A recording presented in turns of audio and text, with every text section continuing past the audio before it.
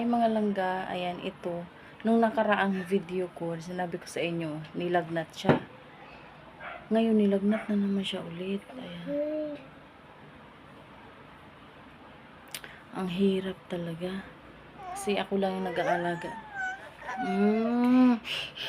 Ayan. Nilagnat na naman yung baby ko. Oh, sige na, sige na. Pag nilagnat to mga langga, hindi siya nagpapalapag, kaya ganito. Kaya hanggang makatulog yan. Karagahin ko lang yan. Kaya tabutin pa kami dito na magdamag. Oh. Maraming mga nanay na nakarelate katulad ko dyan. Oh. Ganito. Pag may sakit yung mga bata nila, lagnat. Laban mga inahan. Kaya mga batanon dyan, kaya sa magminyo, kaya magminyo magsayo, ay ganito talaga ang ano nyo. Diba, mabilis kayong magkaanak. Tapos wala kayong katuwang sa buhay, ay ganito. Mag-aya kayo sa akin. Anak noy.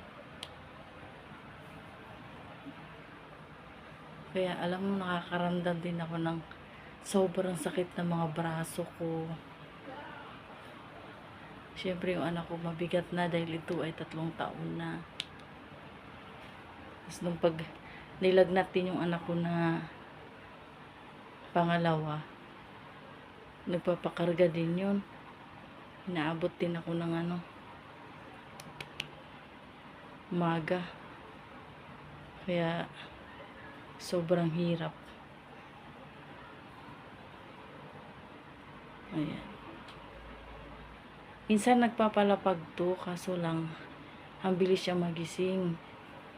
Kaya ginakarga ko siya ganito. Matutulog to, tapos mamaya upo na kami. Pag nakaano na siya, masarap na talaga yung niya. Kaya sobrang haggard ang mukha ko ngayon mga langga. Kasi grabe. Nag-start siyang sininat mga 10 AM. May sinat na siya. Kasi nagpapakarga na siya lagi.